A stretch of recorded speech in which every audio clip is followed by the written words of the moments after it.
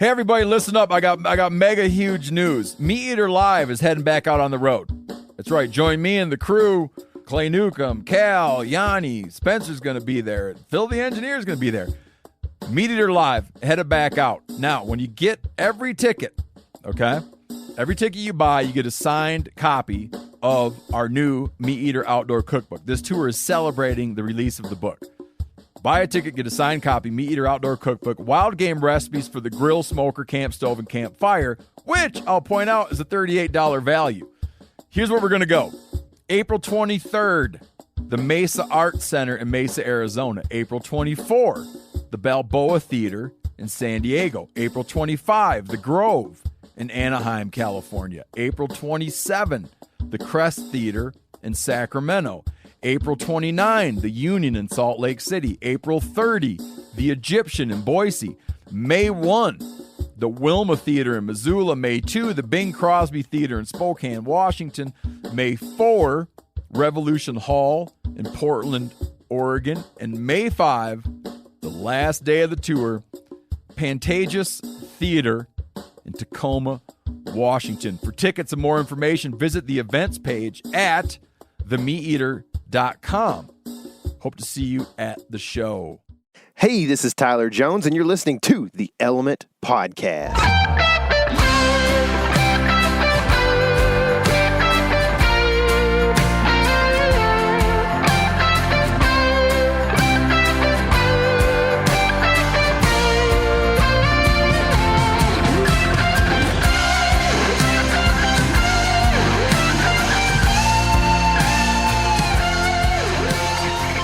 What's happening, all my woods people? I'm sitting here today with one of my favorite people in this world, KC Smith.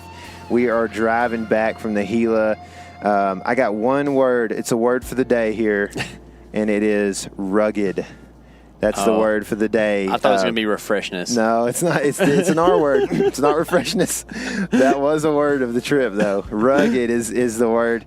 KC, days 6 and 7 were probably the low points of this trip. The hunt days, 6 and 7. Yeah.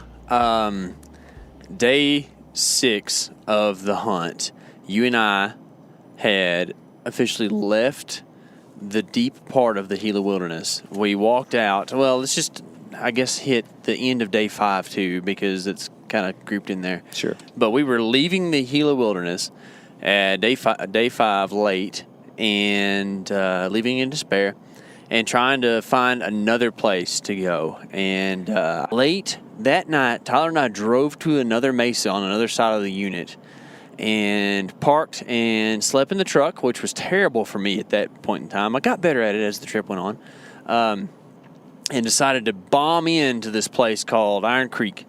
And at Iron Creek, you have to cross the Gilita Creek, which is like the little Gila. So you're thinking, oh, MBD, it's not going to be too bad.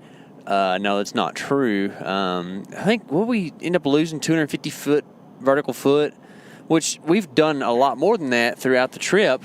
It just so happens that straight down. Yeah, straight down, straight up. But we did find raspberries. Yeah, there was a ton of. I mean, it was thick, like it was like basically like rock slides. And what do people call that kind of country Scree? Up north? Scree. It was like scree, but the rocks were bigger than what you would think of as scree.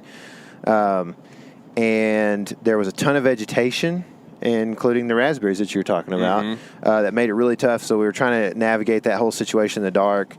It took forever to get down to the Gilita, and then back up was a pretty good little haul too. And there was elk sign when we got to the top right there. We found like some pretty fresh tracks, and then a few rubs right there at the top. And then the rest of the day consisted of Tyler and I walking through picturesque, like elk film worthy, Ponderosa pine flats and stuff. Yeah, it was like weird because there was a ton of grass. It was like a meadow, but there was like ponderosas everywhere. And this stuff had all burned. So something we learned on this trip is that ponderosa doesn't burn. Like the pinyon and juniper and all that other stuff burns up. The ponderosa survives the fire. So when a fire goes through, you have nothing but ponderosa left.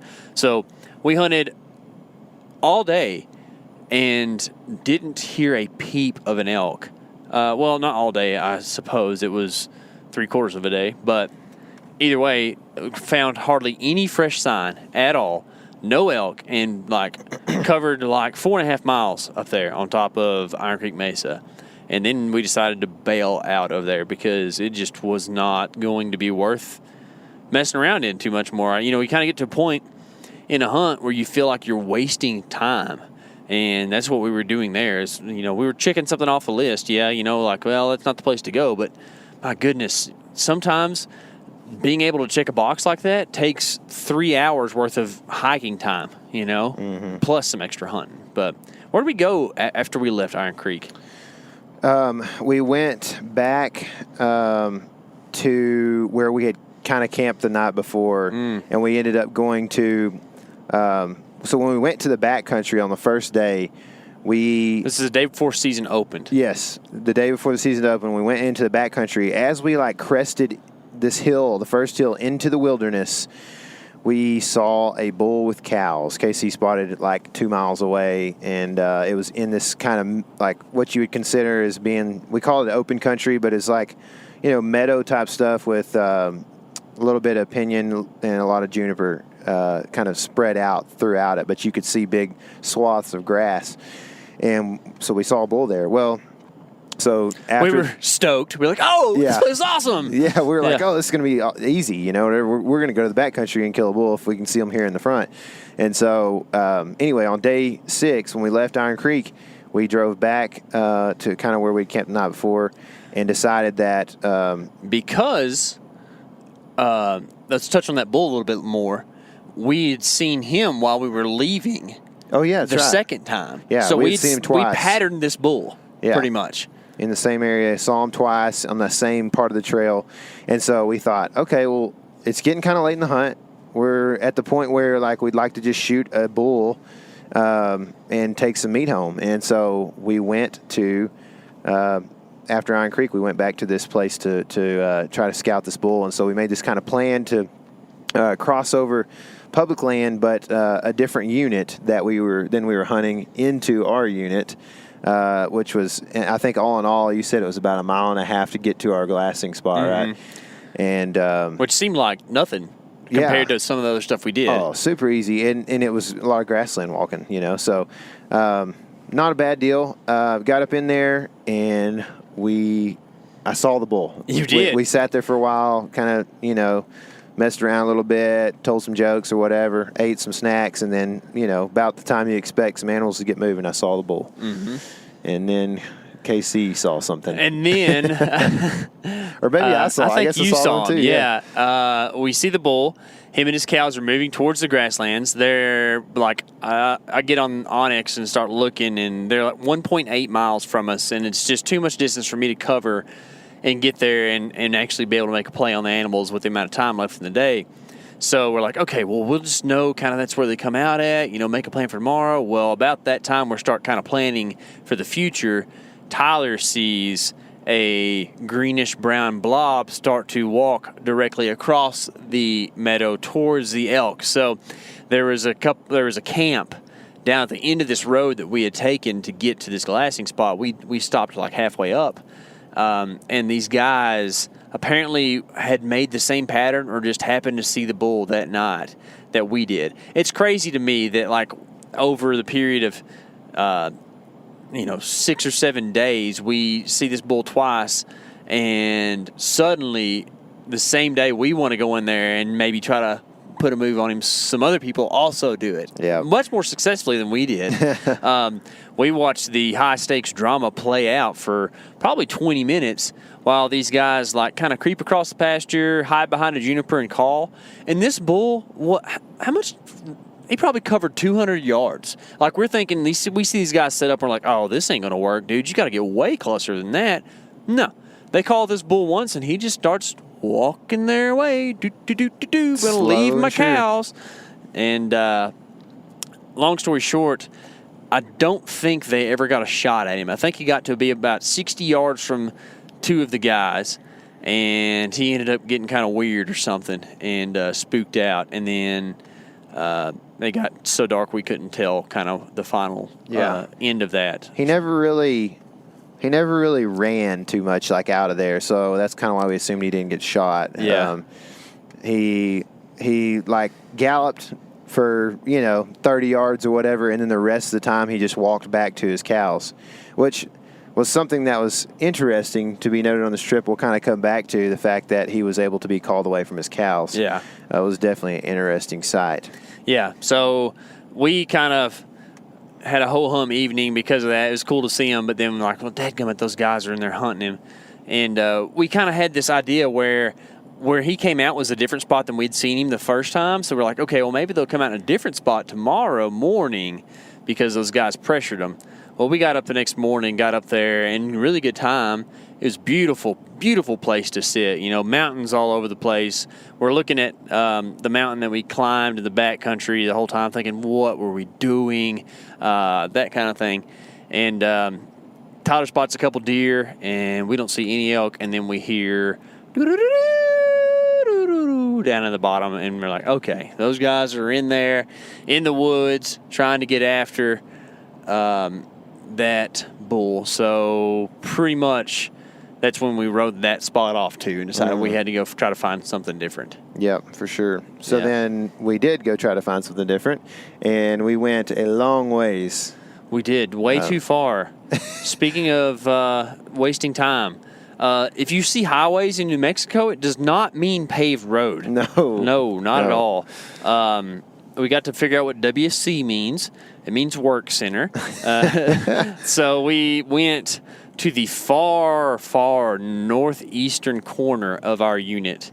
And I started looking on a map. I'm looking at the elevation like, it's going to be kind of tough country, but, we'll go. And it's real remote. It's a lot different than what we're used to. It's going to be really like much more of the Central Rockies looking stuff. Well, we get there and we have to take this back county road. How far, dude? Was it like, I don't know if we ever looked at miles. But I can tell you the time that it took from the time that we left.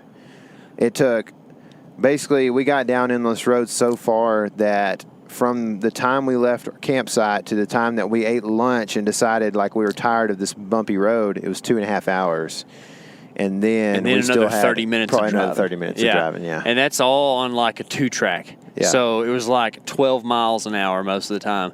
But a lot of that was accompanied with wildlife and a ton of elk sign, which it was like a 3-hour drive of hype, right? And you're like, oh, we made the right choice. This is so good. We are in the wrong unit at the moment, but we're fixing to pop over into our unit. It's going to be awesome. Well, we're seeing big rubs and stuff all along this road. We're driving along. We get to the top of the trailhead where we enter our unit into the wilderness, and there's a couple trucks there, but it doesn't look like it's getting a ton of pressure, so we're stoked.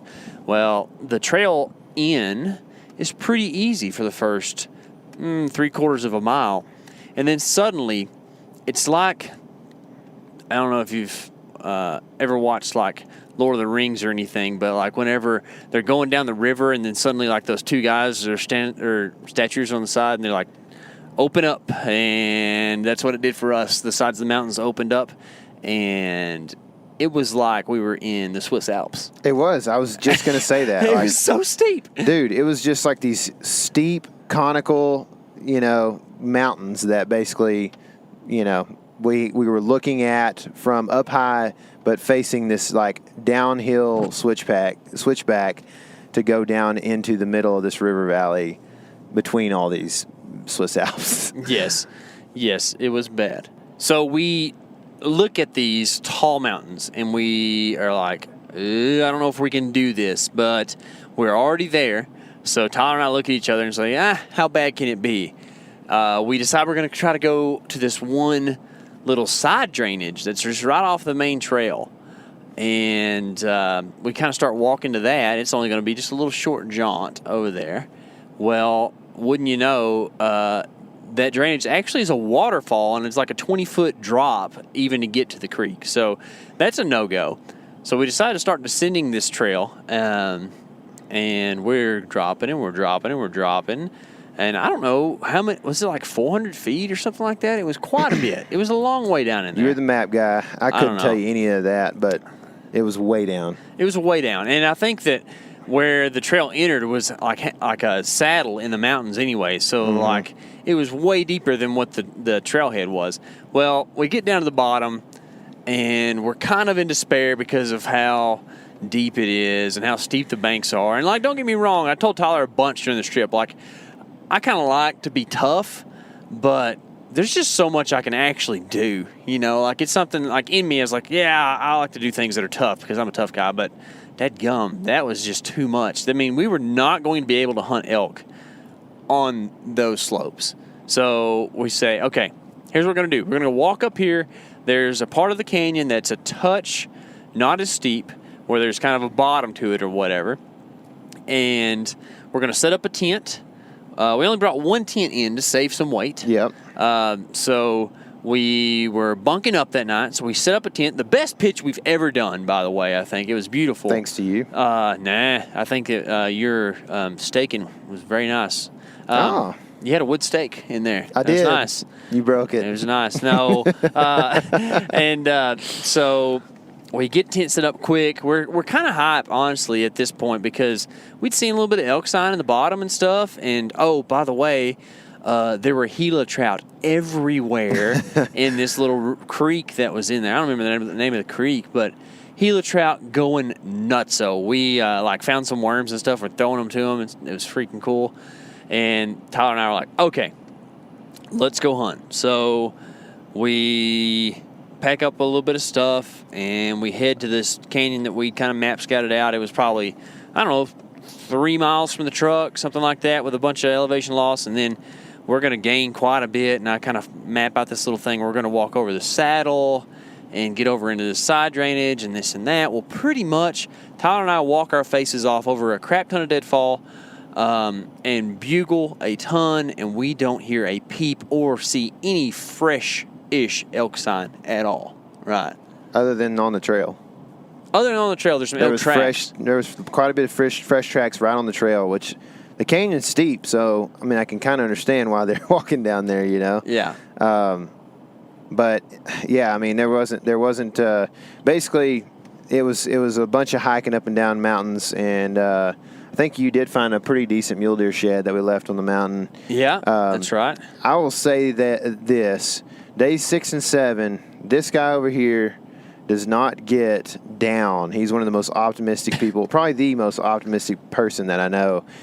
And he was like a different person on those 2 days. He was very frustrated and a little bit just like, this is not quite what we thought a Gila tag would be, you know, at this point. And so I remember when we were doing the Gila trout stuff, it was a nice little break to kind of feed them and stuff. Yeah. But I kept thinking, man, we need to get to hunting. Yeah. And, you know, it's your hunt, so I try not to be saying anything like that or whatever. And I could just remember you just kind of like thinking, and then you'd go find a worm and you'd pinch them in half and throw them to the Gila trout and they would eat it, and then you'd think for a little bit and you'd look at a map, then you'd go find a grub and you throw it in there and the Gila trout would eat it, and then you'd watch them, and then we'd try to get video of them eating it, and it was just like we wasted a lot of time in there doing that, and it was probably well needed. But I do think I was thinking at the time, like, man, we should have been hunting, but I just think that your mental state was different than it started.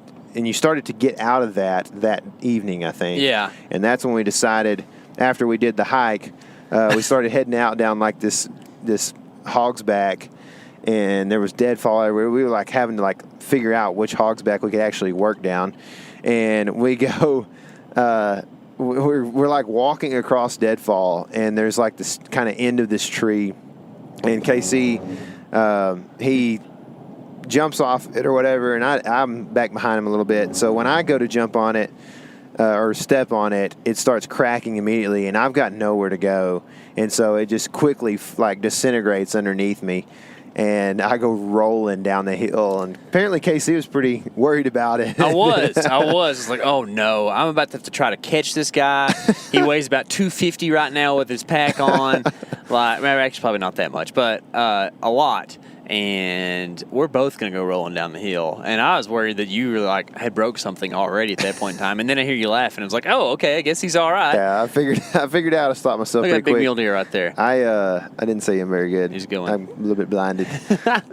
So I was like, and I had a bunch of, obviously some stuff in my pack, but I'm like, man, the last thing I'm doing is landing on my face on deadfall and stuff. So I turned over like a cat, instead of landing on my feet, I landed on my back with my backpack guarding me. So I felt good.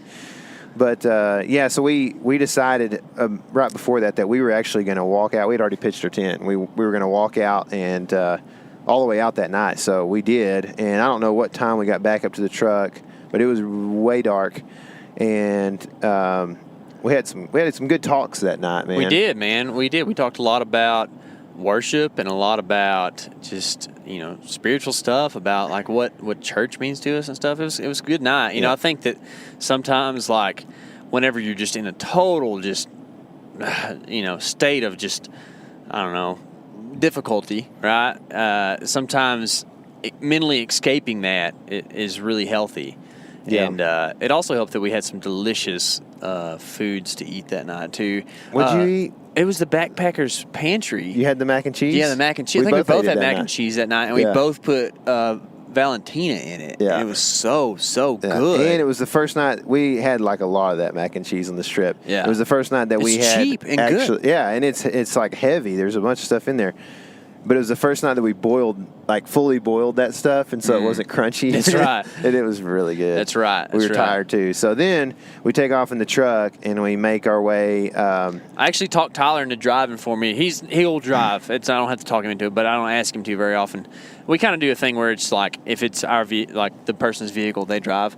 Partially because after the ATA incident, like we kind of just want to be in in control of things. But anyways. I got Tyler to drive us out of there down that 2-track in the middle of the night. We saw some elk. That was kind of interesting. But I needed some time to look at the map and whatnot. And it took me a little while because we were talking and I kind of just was out of it, out of the hunting mindset. But after a little while, I found this one little spot that I could tell was barely on the edge of my saved maps. That had a 2-track that went and accessed the wilderness area. I was like, let's try to go there tomorrow and just see what that's all about. Well, it was getting real late, and then we swapped drivers, and I drove another probably hour and got us pretty close to there, and then it was like, okay, it's time for bed. We are just zombies at the moment. So I think we ended up going to bed at 9. No. It was like 12:30. Sorry.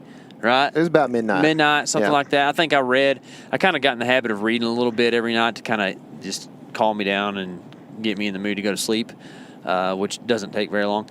Slept in the truck again. There was much better truck sleep for me that time, I think. And I think that kind of led to a change of the whole mentality at that point, And the reason that we got into this funk, I think, had a lot to do with what happened before days 6 and 7. Ooh. Really, you know what I mean? Like a little jump back. There's a lot of things, and this is so cliche, but a lot of ups and downs, that happened before that, and so physically, and mentally, yeah, exactly.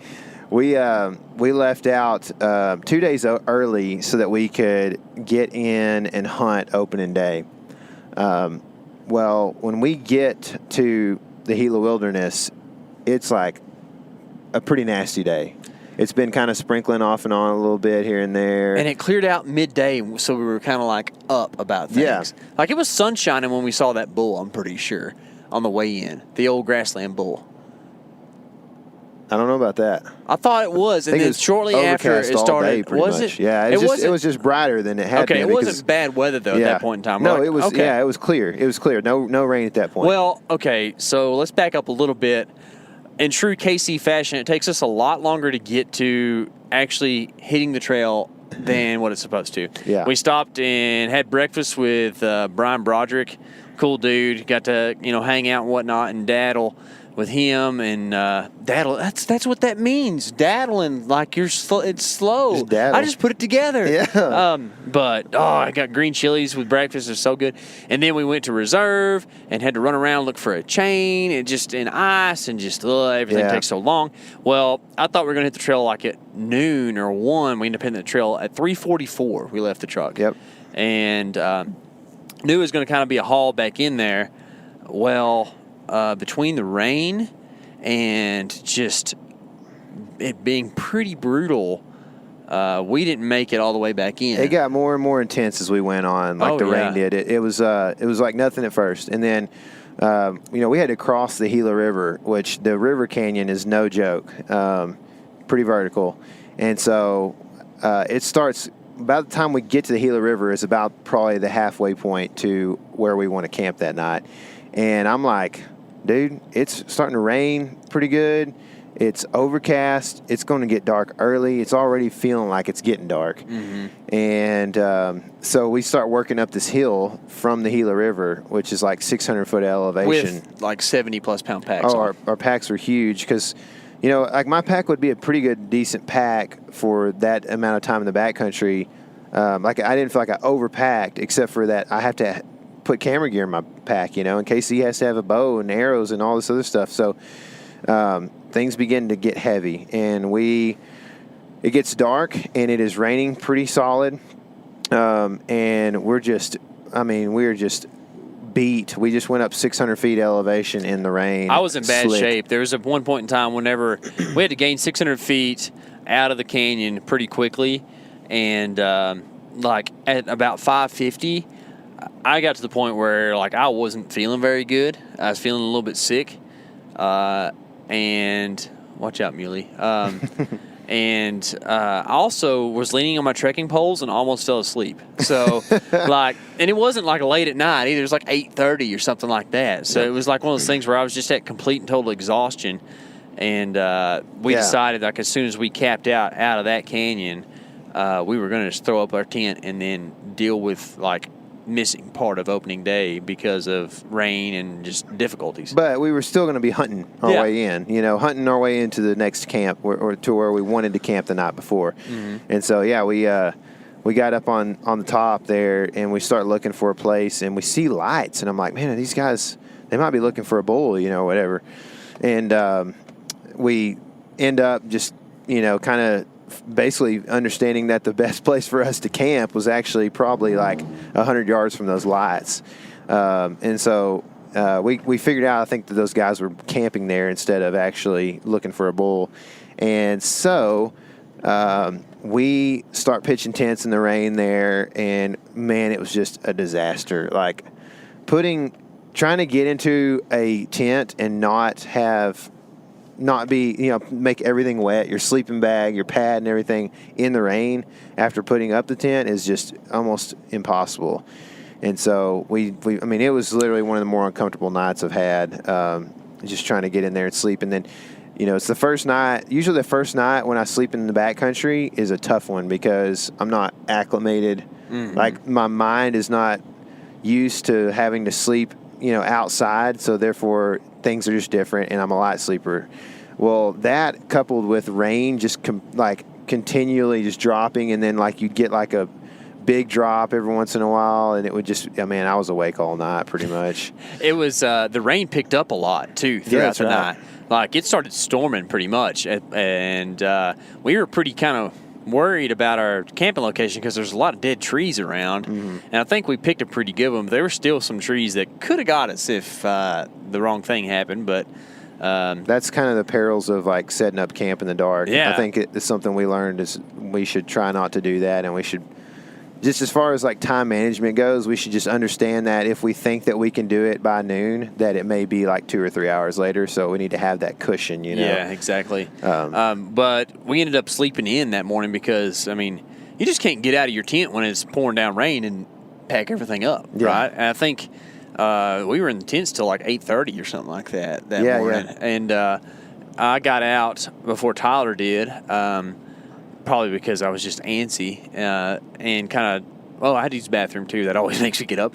But got out and put my rain poncho out on the ground and did a little water collection thing and stuff, and that worked real good. I actually collected a liter of water just from rain that morning, just by laying my rain poncho on the ground. Water is a precious resource in the Gila, believe me.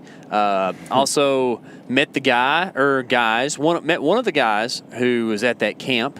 His name is Eloy, which is a very interesting name. It's not something I hear that often. Kind of cool. He's a nice dude, real funny. Had a potty mouth, but it's just some guys in the backcountry that way. But Eloy is cool. We talked about elk hunting a lot, and he was like hyping up the other dude he was with, which was kind of crazy. He was like, "This dude, this is the bad man over here." He's like, "I got to get him an elk." But Eloy offered to pack our elk out for us because he had horses. He's like, "I feel bad for you guys." Yeah, I mean, we kind of got like that was a motif throughout that backcountry part of the trip where like. We had guys that we would talk to that were like, I can't believe that y'all don't have horses. Like, I can't believe that y'all are on foot back here. It's too much, and I kind of think I agree afterwards. Yep, I think that if we do it again, horses will be involved for sure. But he's kind of like dropping a little knowledge bomb here and there about elk and whatnot and getting us kind of hype. And then we finally pack our stuff up, kind of wet, and head towards Clear Creek. And we are hunting along the way and seeing rubs and getting all excited, and it's still kind of raining, and then it picks up and then it slacks off, and Tyler and I are jumping from tree to tree trying to stay dry, kind of huddled up a little bit too close sometimes up underneath the tree, but that's the way it goes in the backcountry, right? We get to the edge, like kind of the canyon edge of where we're going to drop into, and it's pretty intense too. And finally, I guess about 1:30. Does that sound about right? We arrived at Clear Creek around 1:30. Yeah, that's probably pretty close. Around 1:30, we get down to where we think we're going to camp, and it looks really good. It's the canyons there are neat in that part of the wilderness where the bottom lands, like the low stuff in the canyon, is actually kind of wide and flat. And you can see why like native tribes and stuff settled there back in the day, because like there's actually a lot of room to farm down there. It's like, a lot of dirt. Like most canyons you go to, it's like rocks, and then creek, right? Mm-hmm. And this is different. It's cool. Well, we found like this perfect little campsite, like 6 ponderosas that kind of make a circle around this little spot. We set up our 2 tents. Like, things are looking up, man. Like we're about to go hunting. We need to filter some water. We had Clear Creek right behind us, which actually was just standing pools with a lot of bugs in them, a lot of bugs. And algae. Algae, a big roundworm that was crawling around in there. He's gross looking. We didn't get him in our water. The water was real clear, though. The water was real clear. It was tasty. It was good. Actually, it wasn't like perfectly clear, but it's pretty clear. Well, we go filling water and filtering water, and all of a sudden, the bugle party happens up the mountain from us. Like, we're like, wow, oh, is that a bugle? And then, oh, there's another one. And then for the next 30 minutes while we're getting water, it's just bugling like crazy up on top of the mountain. And Tyler and I are just like, just grinning like, I don't know what, because we're like, this is awesome. Like, what are we going to do? So we get all our water filtered up and kind of make a plan to head up the mountain and go chase some of these bugles. What were you thinking about that point in time? About the time we headed up? Yeah. Well, when we first headed up, I don't know, maybe I'm biased because of the last couple of days we've had, but I didn't think they were bugling like crazy. I just thought they were bugling like enough to like locate these bulls. It was more than anything I've ever experienced. Yeah, at that point in time. Sure. Yeah, and me too, for sure. Like it was a bugle every 2 or 3 minutes for a little while, and then it kind of slacked up some. Yeah, and so we headed up the mountain. We make a call to where we think that one of the bugles is coming from. We don't hear anything. Then we hear this bugle kind of up the drainage, and we're like, all right, let's go. Well, it starts raining off and on, kind of doing its thing that it's been doing. I mean, it was nasty weather, dude. Like my microphone on my camera was just like, it was so nasty and just wet. And anyway, we start basically chasing this bull, and then all of a sudden it's 2 bulls, and they get to going. And so we get to a point where I'm like, man, are we just chasing these bulls up the mountain, and this is a creature that we can't catch? You know what I mean? And so you were like, it's the first day, you know, we might as well just kind of stay with them and see what happens, you know. And I think it was a good decision. That was kind of my plan, was to, this is a different unit than anything I've ever hunted, right? You know, I'm used to like heavily pressured places where the elk don't talk very much and you treat them differently. And what I've learned that works in those situations is call your head off, and then sooner or later you'll find one that actually wants to play your game. Well, we knew where these bulls were, and I decided, I was like, you know what? We're just going to sneak up as best as we can. We've got great wind for this situation, which was really cool. We're just going to, and, the ground's kind of damp, so it's quiet walking. We're going to sneak up here and just see what's going on, see if we can't shadow these bulls and see what they're all about. Because at this point, we don't really know what the Gila holds, right? Like, we don't know if, there's all kinds of stuff on the internet about giants and about how there's no big bulls left in there and all this kind of stuff. Well, we're just going to go up there and see what they are. Well, we start creeping up, and it's sounding like we can start to really make out kind of where these bulls are, and we're getting pretty close. And Tyler looks up and says, I see elk. And he could see legs kind of underneath this oak brush stuff, and ends up it's a cow, right? And we're like trying to get to the bull. So the cow's a problem at this point, and we're trying to okay, what do we do? She's looking our way, but she has no clue we're here. She's feeding, so we can't do a whole lot. So we decide to start kind of working our way around to the right of her to get up to where the bull is bugling from. Well, as we're doing that, it's misting, and she beds down looking directly at us, but not seeing us at all. But it's in one of those situations where okay, well, we're pinned. We can't move at all right now. There's a big bull bugling up the hill. There's another big bull bugling down the hill. We didn't know they were big bulls. Well, we figured they were. Most bulls to me are big. You know what I mean? Like, being a whitetail hunter. What my point is. Yeah, exactly. They just, whoa, this thing's screaming in the woods. It's got to be big. Yeah. It's kind of how I look at it. But anyways, we're kind of pinned down at this point in time. Can't do a thing about what's going on. Well, luckily for us, the bull runs down this direction. And he's behind brush and stuff. I can't see him very good. I think Tyler has a better view of him at this point in time than I do, right? Yeah, and it wasn't anything crazy. I could see his tops, which, as far as they were above his head, I could tell he was a pretty good bull at that point. So yeah, I actually asked Tyler, I was like, hey, is he a shooter?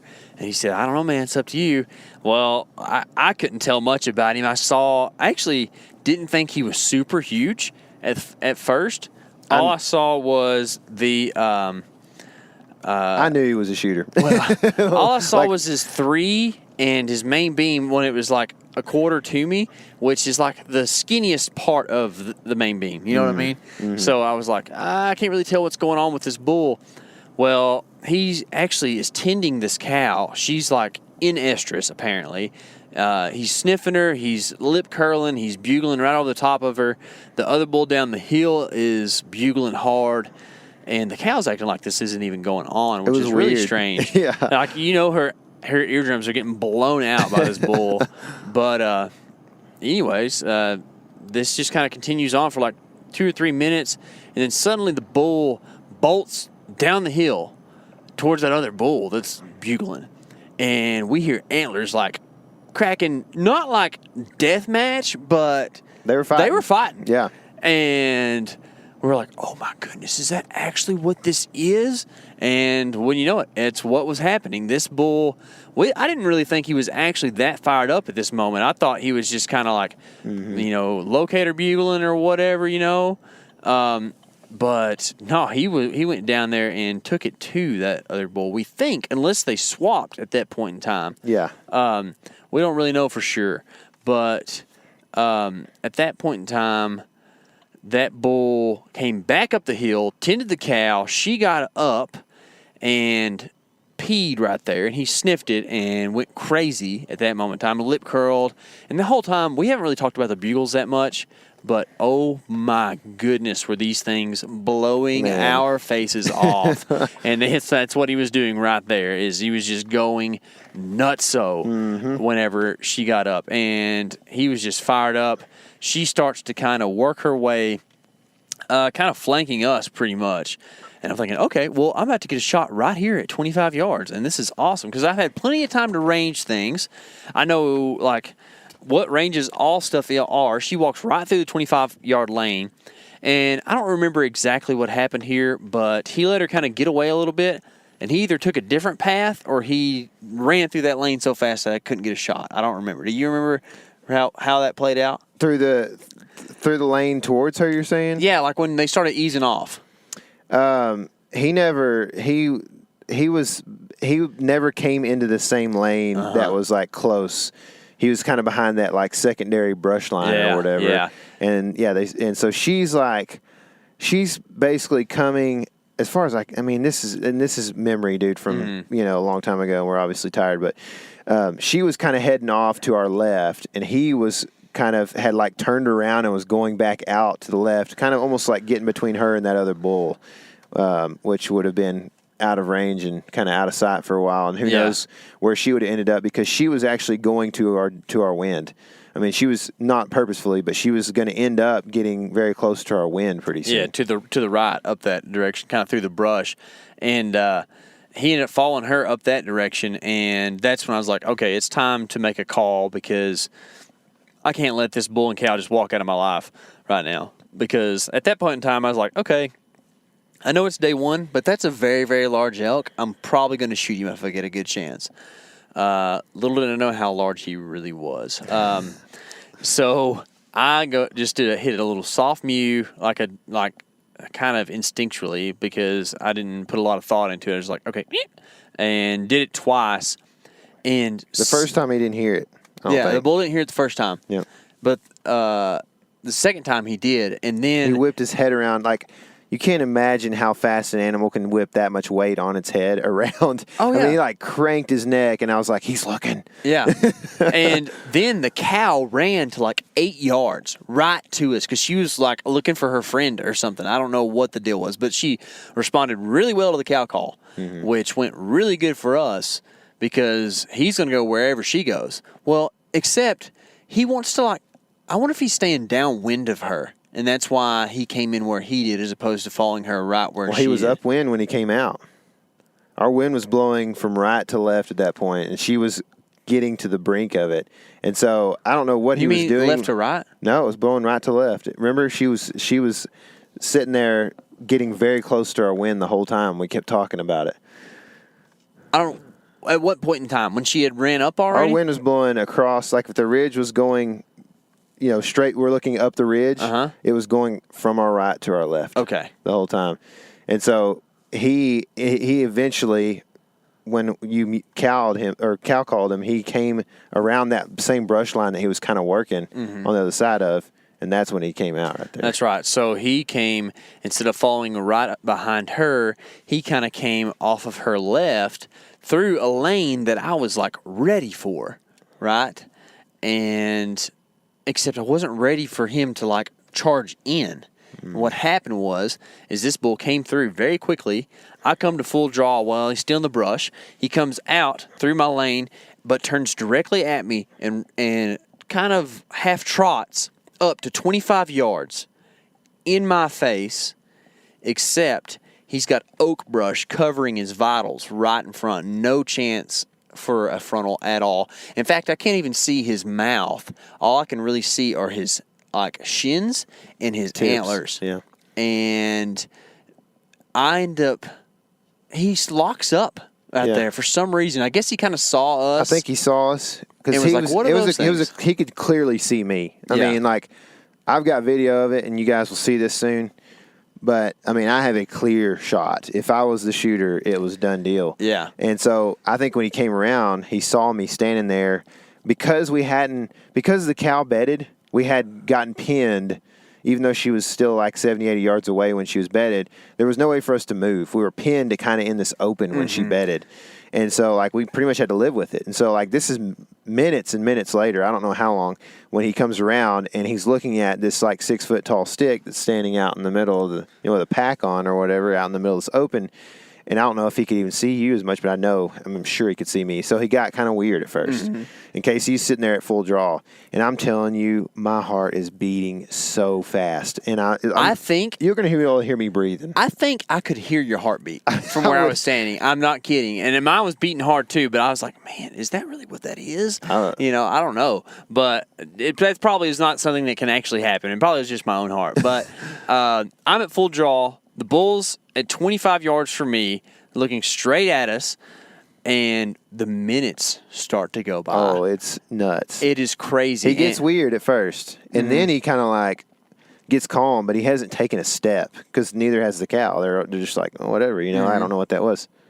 And he gets he finally starts to calm down. He starts to calm down, and then he lets the most epic bugle rip right in our faces. This is like 2 minutes into KC holding the bow too. Yeah. Like he's been holding for 2 minutes, full 70-pound weight. Obviously there's a breakover, but like this, if you've ever held a bow for longer than a minute, it was tough, man. And I didn't let down, but I had to kind of reposition and kind of bring my arm down because I was just, I couldn't let that thing jerk with him right there in front of me. Yeah. Right? He kind of got the point where, like, you're sitting there and you feel like you got it locked out, but you're getting weak, and then you start kind of, like, having these jerks, these little twitches, like you do. And at that point, I was like, that was when the bull started getting kind of weird again. And then you started to let down, and, I mean, at that point, he pretty much knew something was weird, I think. That's when he bugled, and then I'm thinking he's pretty calm. And this is one of those hindsight things, and we'll talk about, like, maybe what we should have done or what we could have done in a second, but he bugled, and then not long after that, boogered pretty hard. Like, went from bugling, I thought he'd like turn out and give me a shot. He didn't do it. He like whipped out and was gone. Well, not gone. He whipped out and came around. I didn't get a shot after that 2 minute and 45-second bow hold, which is terrible. Which is longer than I would have been able to hold. Came back around to where the cow was, which I don't have a clue how she hasn't spooked through all this stuff. Complete disregard for her at this moment. Cam comes back around to her. I kind of reposition, and I'm like in a frantic at this point. I've just held my bow for something that I thought was humanly impossible, and I just had the adrenaline just helped me with it. But I whip around, I get a range on some bushes, and wouldn't you know, he steps out from behind those bushes. And I draw, and I have a short window to shoot. He's standing still, and he starts to move. I was like, okay, I got to shoot. And used the wrong pin. He was at 40 yards. My pin sequence goes green, red, yellow, green, yellow, and something else below it.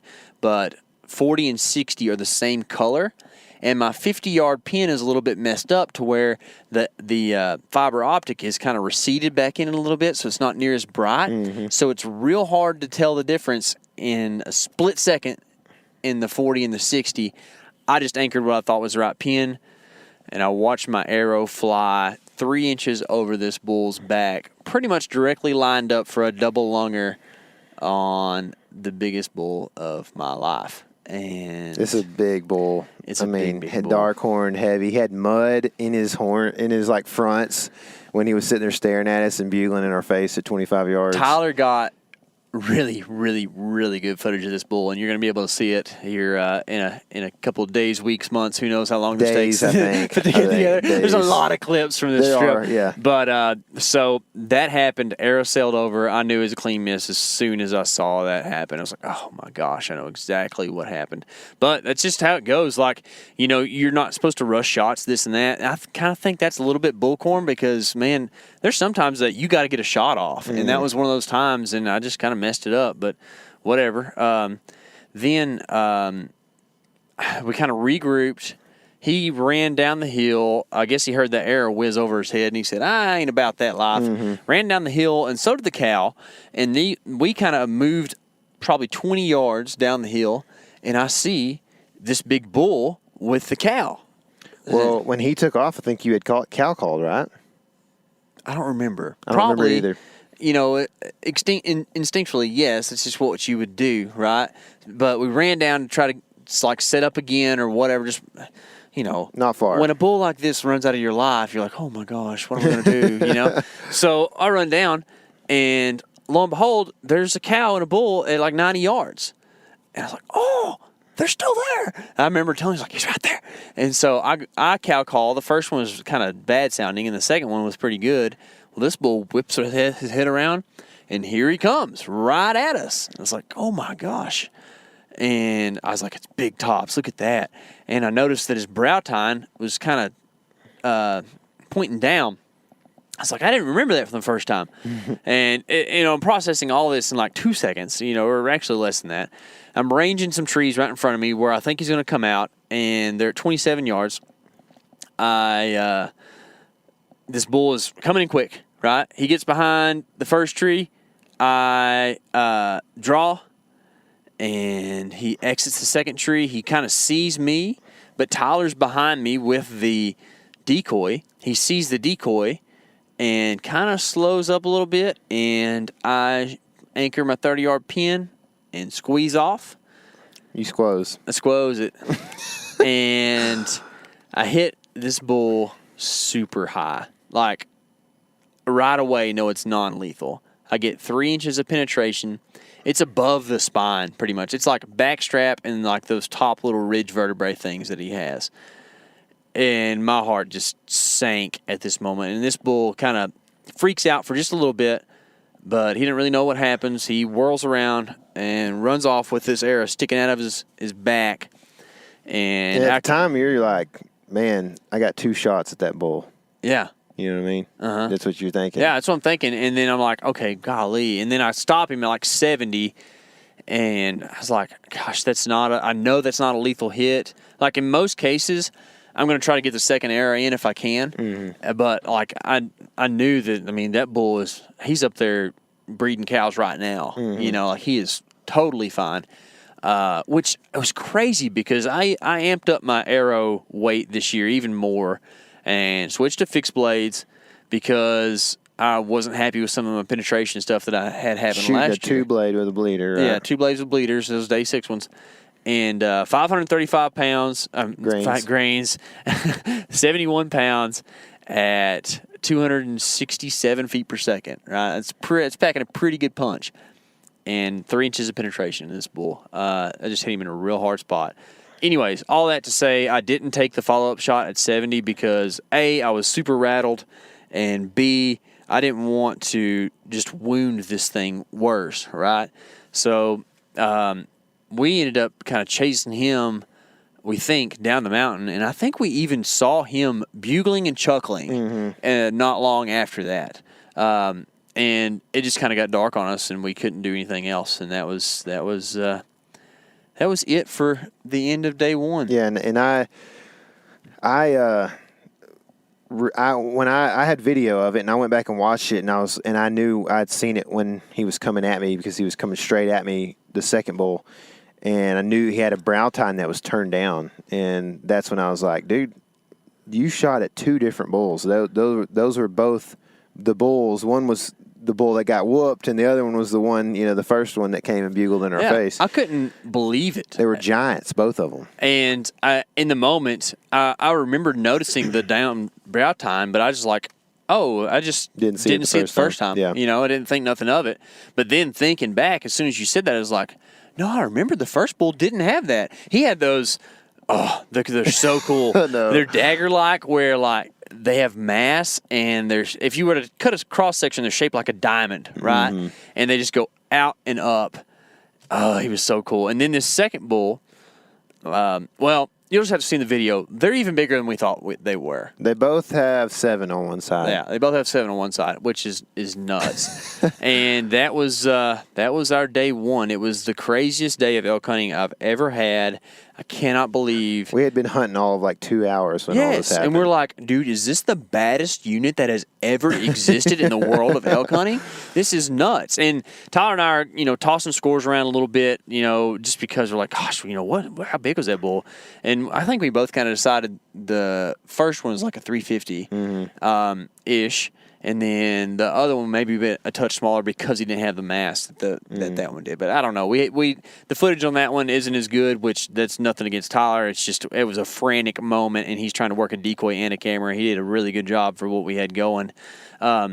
But either way, they're both giant bulls, and my goodness, was that fun and also a huge letdown because I just didn't follow through with my end of the stick. But it's just how elk hunting goes, man. Yeah. I think that one of the things that I've experienced, and I think I need to find a middle ground here, is that there's a lot more misses and kind of iffy shots and stuff in elk hunting than people let on. Mm-hmm. And I need to get better at it, but I practice pretty hard at it, and I run a setup that I think should be super lethal. And, I mean, that was a 27-yard shot, and I just hit high for some reason, probably because the third time I'd drawn my bow, and I've been holding for a total of, who knows, 4 minutes after all that. Mm-hmm. But anyways, I think that I need to get a little bit better at it. But I think that, man, that's part of elk hunting, having to take fast, rushed, risky shots. Mm-hmm. Like, if you don't do that, you better hunt a water hole. That's about the only thing there is to do. And it's kind of one of those things we have to kind of accept. Luckily, they're big, strong, tough animals that can survive about near anything. And they're also big so that the target area is bigger. Yeah. So, when you're taking those rush shots, you hope that you can hit that big target. And when you don't, it makes it really even worse because you're like, wow, I couldn't hit a 55-gallon barrel at 30 yards. Yeah. But no, it was a crazy scene of events, man. And I know that you were super disappointed. And I was disappointed too. I mean, it's just natural that you would be. When you start thinking about like how hard the few days had been since we had been getting in there, just the rain and dealing with all that when you were technically in the desert Southwest. It was just, it would have been nice to have gotten it done. And we're sitting here today. This is day 10 of the hunt, and it is. We are tired. Our feet hurt so bad. And when we did some pretty good preparation as far as physical, getting in shape and everything goes.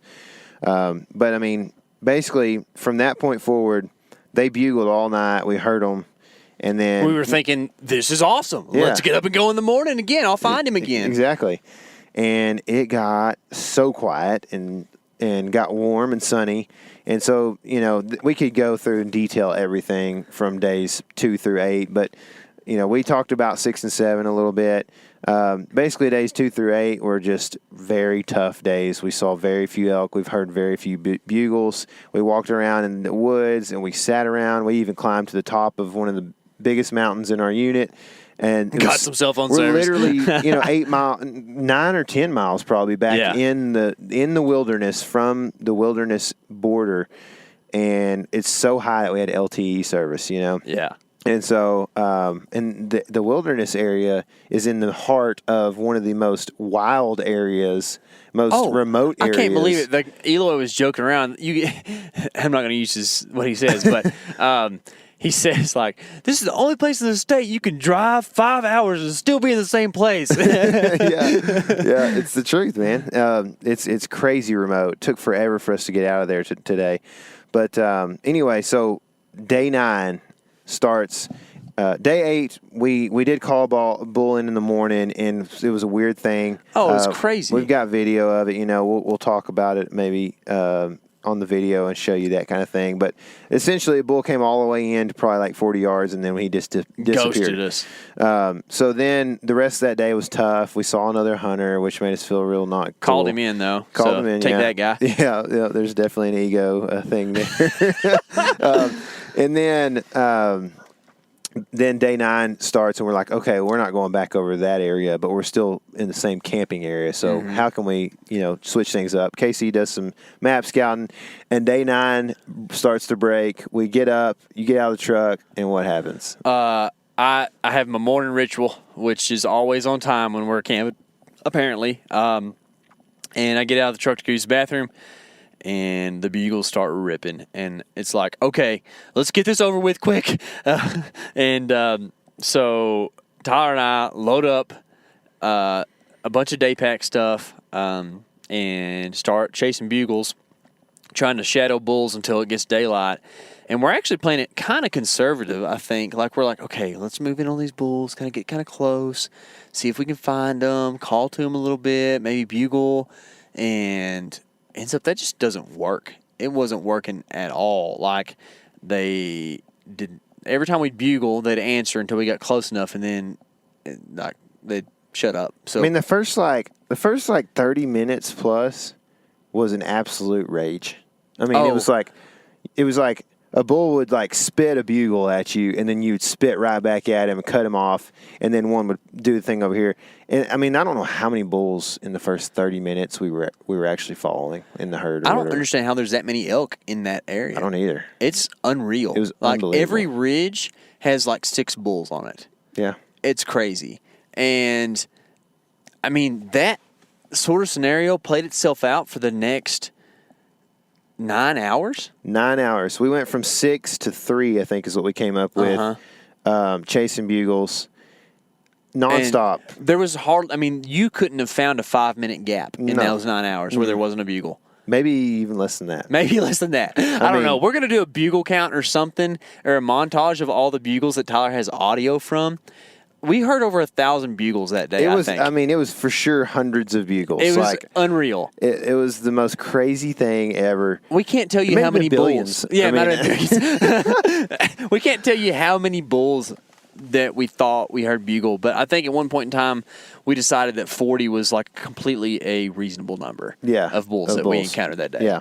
And they were finicky and they were tough, and I cannot believe how hard it was to get in range of those bulls, man. Yeah.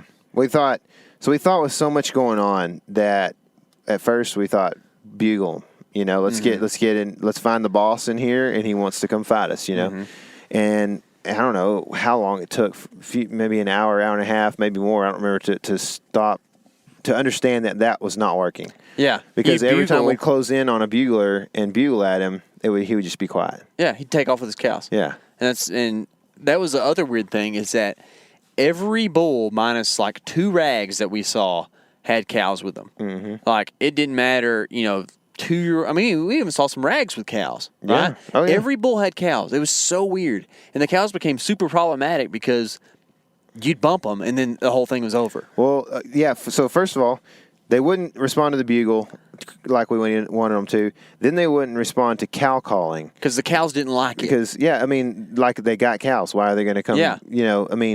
And so then we decide we have to like go to this option 3 where we're like, okay, well, let's stalk in.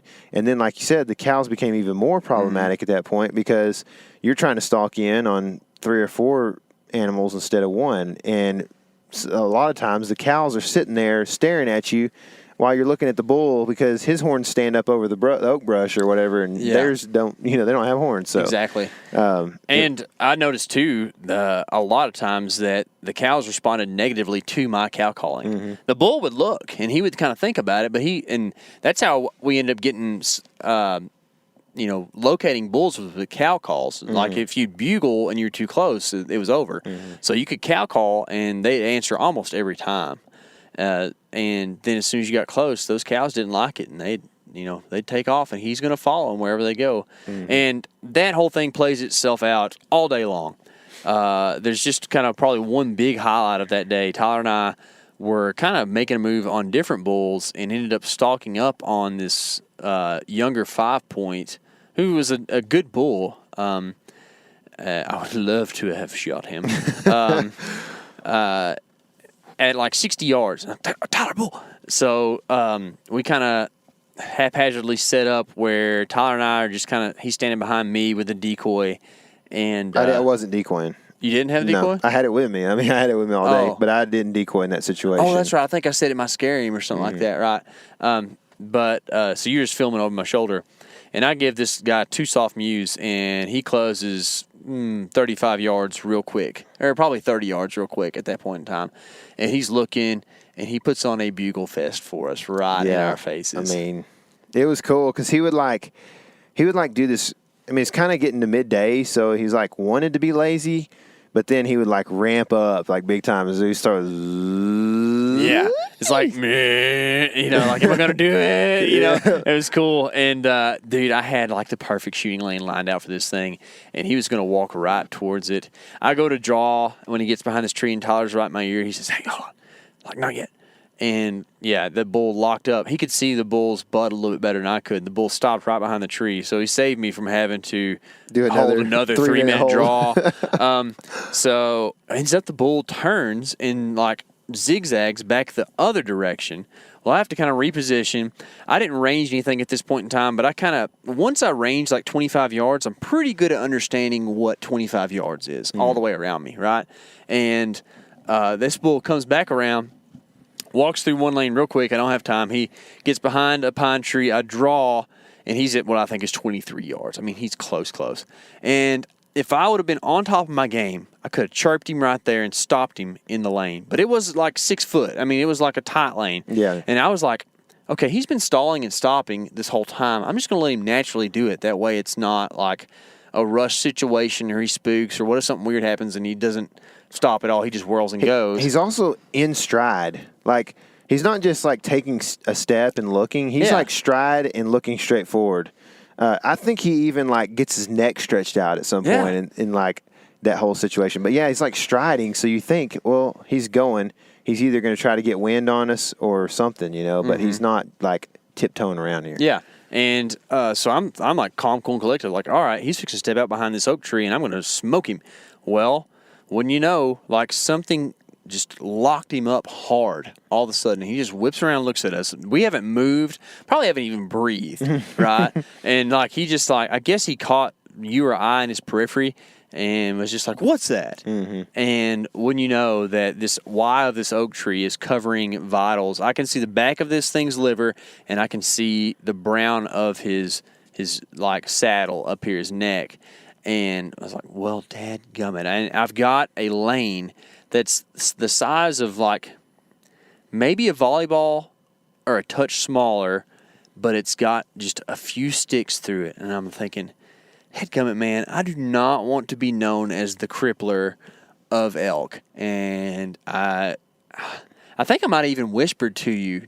We talked about it while he was standing there, like, should I take the shot or something like that? You asked me, and my whole answer this whole trip was whatever you think, man, because you spent a lot of money on this tag. I didn't want to be the guy that made the bad decision, and because I kind of in the past have like Tyler has been guilty of giving too much coaching in the past. Yeah. You did a good job this trip not doing too much. You told me things when I needed to hear them, like, hey, swap your feet or don't draw yet. Like, those are all great things. I tried to take a couple of things that Casey has talked about. He told me a while back, he was like, I think last year when you elk hunted, you were like, I tried to draw and I realized I wasn't squared up, and then you can't really draw your bow back towards your body. You know what I mean? So like I was thinking, okay, and you get, and so there was a couple times where I saw where you were like watching for the elk, but your feet are like, you know, like you're looking forward essentially, and I'm like, okay, square your feet up.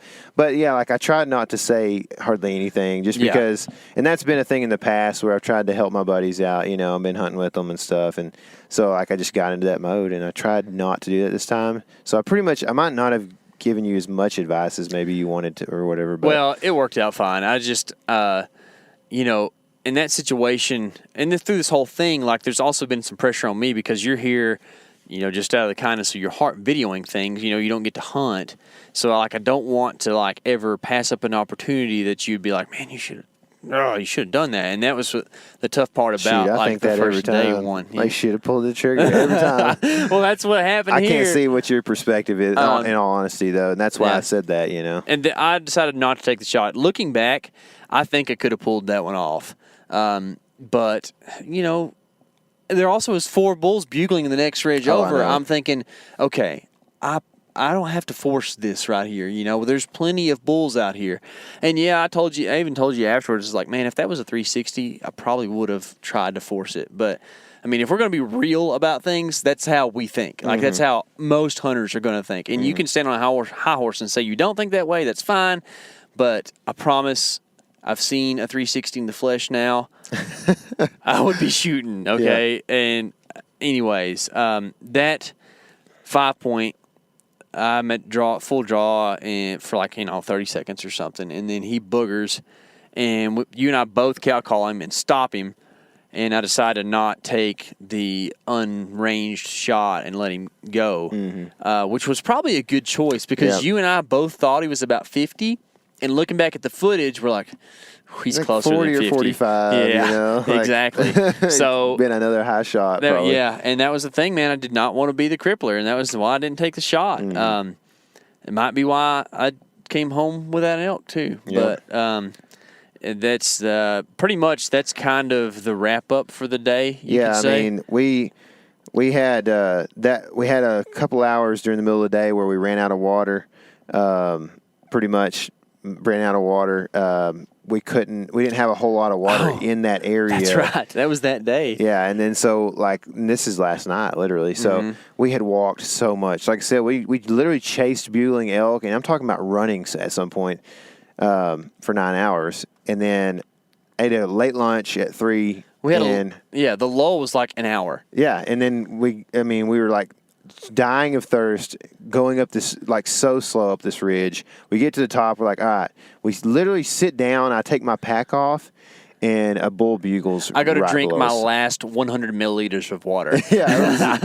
We were out of water pretty much. Yeah. And so bull bugles, anyway, we had a pretty close call with him as well. He was a 6 with a couple of cows. Almost got it done on him. I think we may have chased a couple more buglers right there. Yeah, I can't remember. It's so many. But pretty much at one point in that evening, we'd kind of said, okay, we have chased enough today.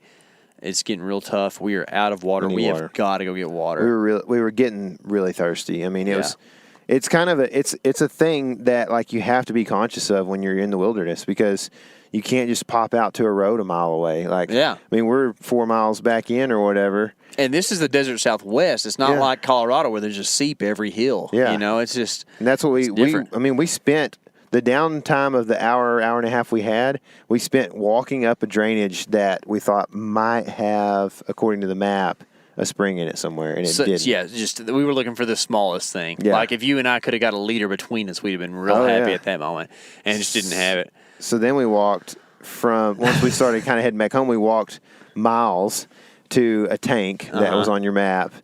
Actually, a tank that we thought the elk were using. We heard the elk splashing in that tank one night. Yeah. The night before or whatever. So, anyway, we go to that tank and we start to filter out the tank. And this is not something either one of us really want to do. No, it's not. I'm a little less squeamish than you are on things like this, and it's still, I was like, this is I know when it bothers you, it's for real. You know what I mean? Like, I had filtered water from an elk wall earlier in the week, which was really good. It didn't bother me. Like, it was like one they hadn't messed with in a while. There was a bunch of milfoil in this thing, and leeches, and it was just bad. And it had that, East Texas pond smell. If you've ever smelled like Lake Fork or some if you ever caught a pool bass and smelled him, it's what it smells like. That's exactly right. Yeah. So we were like, we got a couple liters of water, and we were like, man, okay, we just got to make it through a half day tomorrow. Let's not drink too much. Get a little bit. We put a bunch of this, like, I got this Mio squirt stuff. It's flavored, and Casey has Propel, and we put as much of that stuff as we could. I'm out of Propel This now. stuff literally has caffeine in it. It's like 9 o'clock. I'm going to bed soon. I'm like, I don't care. I'll go to sleep. I don't know how much caffeine you can put into me. I'll still go to sleep. So I was just squirting the stuff in there, and so we did that. Then this morning we got up and heard buglers again. Same situation. Took off, and it was a lot less of a hot and heavy day as far as bugling goes. But we had a couple close calls. Yeah, we did. We did have a few bugles, and the one, like, super intense moment today is we had like an hour and a half stalk on a bedded bull who just decided to get up and walk down the hill. Yeah. Just Dude, I'm talking out of my life. Never had as many parts of my body at the same time asleep, and my left hand has never I've never had any part of my body fall asleep harder than my left hand did. It was outrageous. I was so uncomfortable. And, I don't know how long it was, but I basically stayed in the same position. Well, we had said that 11 o'clock is when we're going to be done hunting, and we're going to head back to the truck then. And I remember at 10:30, kind of starting to head back to the truck anyways and hunt our way back.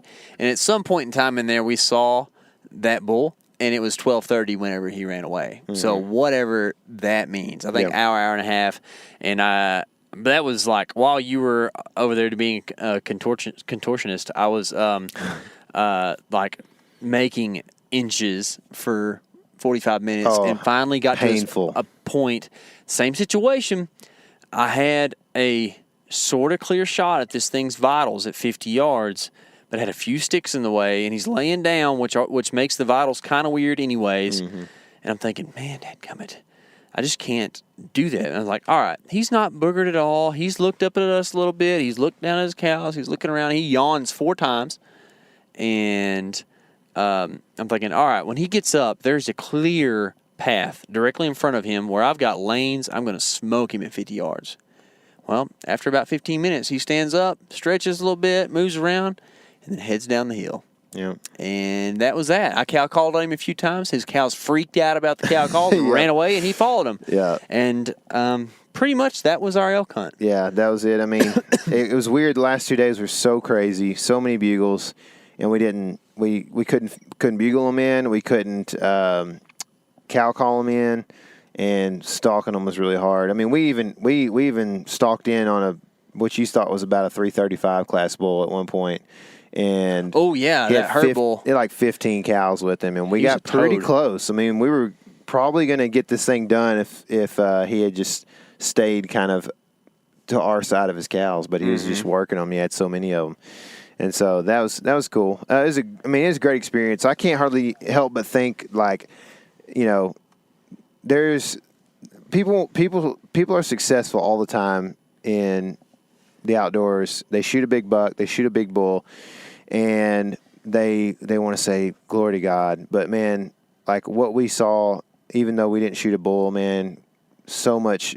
I mean, we got to see glory. You know what I mean? Like it was just, there's something there. I told KC earlier, there's a reason we didn't shoot the bull, man. I don't know what it is. I can't tell you, but just God had a different plan, man. Yeah. And it's just, I think glory to God that we got to live in a country like this, where we could go out and experience a place like the Gila Wilderness that I frankly had no clue how vast and large that area is. Oh, it's giant. Yeah. I want to go back just to not have the pressure of a hunt and go do the wilderness. Trout. Yeah. Oh, yeah. Catch Gila trout. I did not get to do that on this trip, which was super sad. Yeah. Cody Rich would be real disappointed in us. But, yeah, man, I'm right there with you. Like, God's creation is just the coolest, and it's just where I see him, you know, so much, and it's just so awesome. I agree with everything you said, but I'm not going to be one of those people who says, at least I got to experience it. Yeah, that's the kind of the caveat. It's like, you still want to try to be successful. Yeah, right? I'm mad that I didn't kill a bull. Mm-hmm. Like, well, I'm mad. It's not a good word, but I'm upset about it. Yeah. You know, I'm not going to like write a closing monologue about how enjoyable the wilderness is. You know what I mean? Like, it's not how it's going to be. Like, frankly, it wasn't very enjoyable. No, it's tough, man. It's beautiful, but it's days. Tough, and like, I don't know, you just go there. I mean, I cried when I found out I drew this tag, you know, like legit cried. And, man, whenever you don't fill that tag that you cried about, it stinks, you know? And I've kind of pretty much made peace with it. It helped, honestly, it helped that we had the last 2 days that we did where we saw so many elk and got so beat up. So now I'm like kind of okay with just being done, you know, but it stinks, man. I've got some unfinished business I want to go take care of there. So hopefully we'll get to draw it again one of these days and maybe take horses and go kill a couple giants. Yeah, I'm hoping. That was an awesome experience for sure. I'm tired. I definitely would have taken a day one bull kill, you know, at this point. My legs feel ridiculous. Dude. I actually bummed my knee pretty bad. My knee got real loose on day 3, and I had a weird thing on the issue with the back of my knee, and then on the left side of my left knee, and I pretty much had to use trekking poles as like hiking, like crutches, basically for almost every day. Today it was about the first day that it felt good enough to not use. I didn't use the trekking poles the whole day today. Of course, it was a half day too. So, but yeah, so it made things difficult. I kind of favored my right leg, which got really tiring. We both got feet that are beat up. Yeah. Like, I don't know what it is. I don't know how some of these guys do it. Like, we interviewed Trent from Born and Raised on, the backcountry episodes. Like, those dudes, 35 days of elk hunting. 50. Yeah. Like, golly. Yeah. My feet, after 10 days, like, I've got, like, types of sore things that I don't even know what they are, and it's like... Well, dude, I've been on 2 British Columbia sheep hunts. Mm-hmm. One that was a lot more physical than the other, and neither compared to this. Like, I started this podcast, and my word of the day was rugged. And, like, I'm talking... You can think of rugged as being like a big mountain that's got a sharp face on it. But I'm talking down to the footprint. Mm-hmm. Where your foot goes... There was hardly a time where your foot was like pretty level. Oh, I mean, you can't imagine the big rocks. It's not just like shale. It's not little this and that. It's like big rocks that are anywhere from the size of your foot to basketball, or in some cases, they're just straight up boulders. You know what I mean? Mm-hmm. Just everywhere. The reason we truck camped 4 nights was because we couldn't find a place to put a tent in that area. Flat or those areas. Rockless. There was not either one of those in existence in that spot. And I don't know, my ankle rolled over so many times that it just kind of got used to it and stopped hurting. Yeah. And it's just crazy, man. And one thing I will say about the wilderness is that there's not a lot of stuff that sticks you or stings you or bites you. Mm-hmm. You got bit by a mosquito once, I think, and you're pretty ticked about it. It's a weird thing. There's not much bug life There's there. a couple cactus every once in a while, but it's not like scorpions or stuff like that was a problem. We never saw a rattlesnake. We did see a really cool king snake on the way in, but like I didn't feel that from it. So that was pretty nice. There was some thistles. And there were some hummingbirds that really tried to attack you. Dude, one scared me so bad today. Because they go right in your ear. Dude, like out of nowhere. When you were stalking that bull today, and it had already been like 30 minutes, and I was like in pain, and it was so quiet, dude. And all of a sudden, right in my face, dude, and I just jumped out of my skin, dude. I was like, I just scared the bull. Yeah. What were they trying to get on? So I have... like some orange paracord in a couple different places. That's what I use to connect my harness to my binos and some other stuff.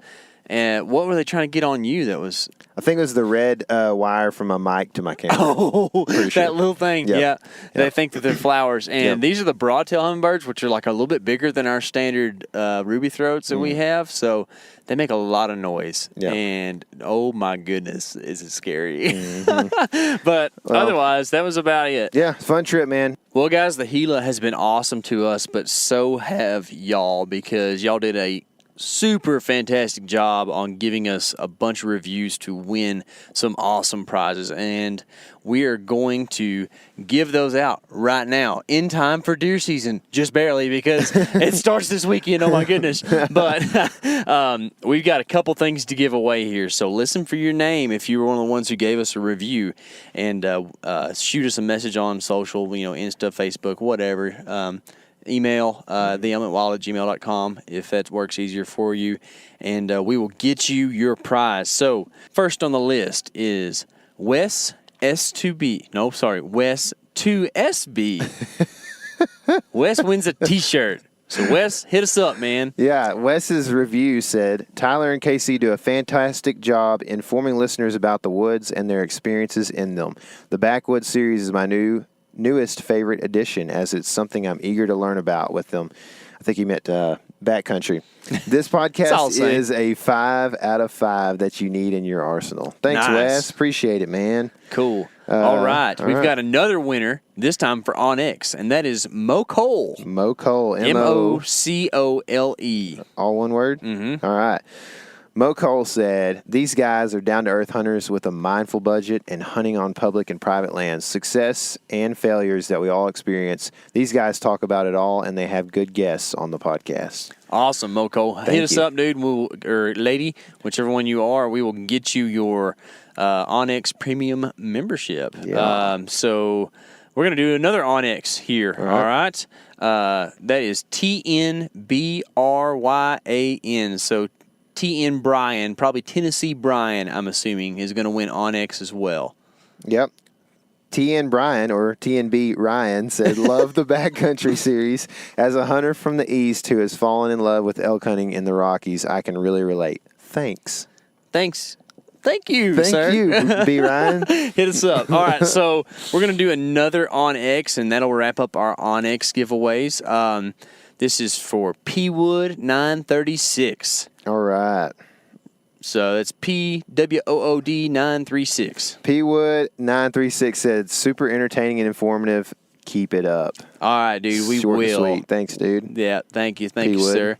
All right, so let's do 2 T-shirts and then the hat, and then we will do the binos. Ooh. Okay, so next T-shirt goes to Ben C. Pody. So that's BENCPODY.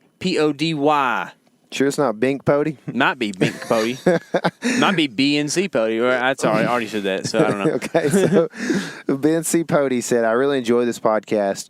With all the podcasts on the outdoors and hunting lifestyles, especially Western and Northern hosts, it's like a drink of cool water. Listening to these guys and all of the Southern sayings that go along with it, being from Alabama, this is generally more relatable for me than other podcasts out and about at the moment. I will continue to enjoy this platform on my daily commutes. Nice. Thanks, Ben Pody. Thanks, Ben. Keep up those commutes, man. You're working hard.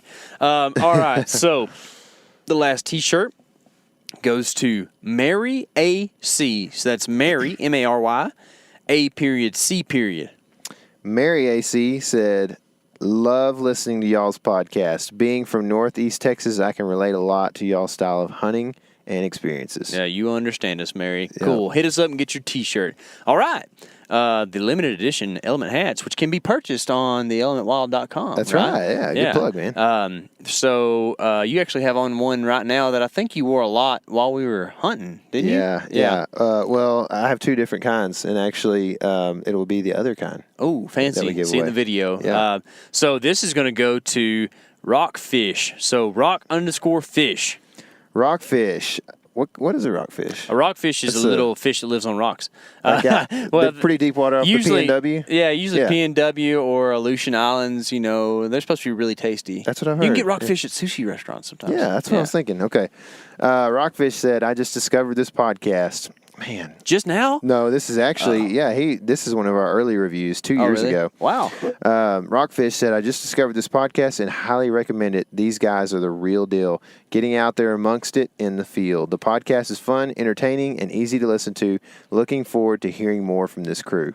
Cool. Thanks, dude. Rockfish. I'm hoping at this point you've heard a lot more from this crew. That's right, 2 man. years later. And if you want to hit a return to sender and send us back some rockfish to eat for the hat, that'd be cool. Okay, cool. So thank y'all all so much for all the awesome reviews. Oh, wait, we have one more to give away. The biggest one. The biggest one. Oh, and you know what? We were going to give away a trail camera, but this is no joke. You can go look at it.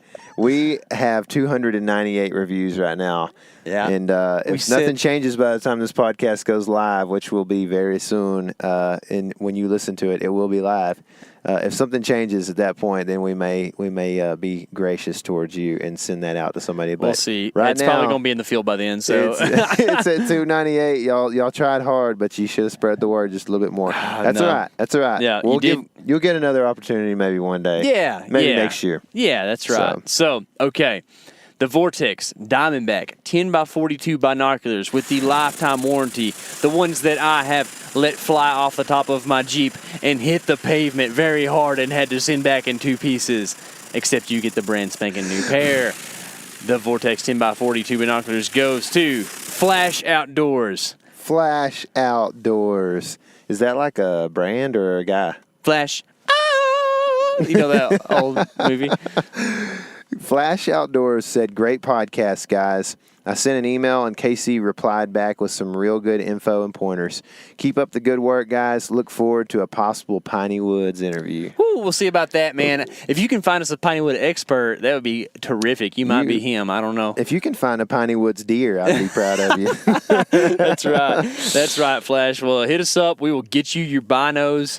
Hopefully, maybe not in time for deer season, but at least for like the 3rd or 4th hunt. Yeah, maybe, we'll right? send them out quick. We're going to be home pretty soon here from this trip that we took, and it will be in the mail as soon as you send us an address. Yeah, and I'll remind everybody, social platforms, hit us up on Insta or Facebook. TheElementWild.com. TheElementWild.com. You can send a message there, that's right. Or you can just send us an email to theelementwild@gmail.com. Yep. And so that is going to wrap it up. Thanks, guys, for all the great reviews. Man, I tried to read through all of them. I'm sure at some point in the last couple weeks, especially with us being gone, it's been tough to see them all. But I appreciate all the reviews that you've given us, all the support that you guys give, the emails, obviously, that you guys are sending us, and questions and stuff. We love answering that stuff. Casey will write you a book back if he does write to you. So anyway, I guess I'm going to leave you with this real quick. Remember, this is your element. Living it.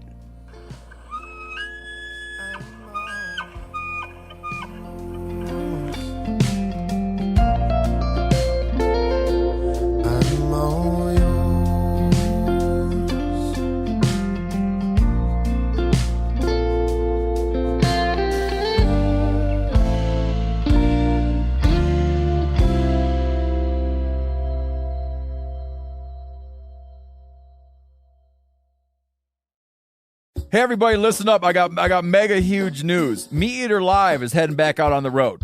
That's right. Join me and the crew. Clay Newcomb, Cal, Yanni, Spencer's going to be there. Phil the engineer's going to be there. Meat Eater Live headed back out. Now, when you get every ticket, okay? Every ticket you buy, you get a signed copy of our new Meat Eater Outdoor Cookbook. This tour is celebrating the release of the book. Buy a ticket, get a signed copy, Meat Eater Outdoor Cookbook, wild game recipes for the grill, smoker, camp stove, and campfire, which I'll point out is a $38 value. Here's where we're going to go. April 23rd, the Mesa Art Center in Mesa, Arizona. April 24, the Balboa Theater in San Diego. April 25, the Grove in Anaheim, California. April 27, the Crest Theater in Sacramento. April 29, the Union in Salt Lake City. April 30, the Egyptian in Boise. May 1, the Wilma Theater in Missoula. May 2, the Bing Crosby Theater in Spokane, Washington. May 4, Revolution Hall in Portland, Oregon. And May 5, the last day of the tour, Pantages Theater in Tacoma, Washington. For tickets and more information, visit the events page at themeateater.com. Hope to see you at the show.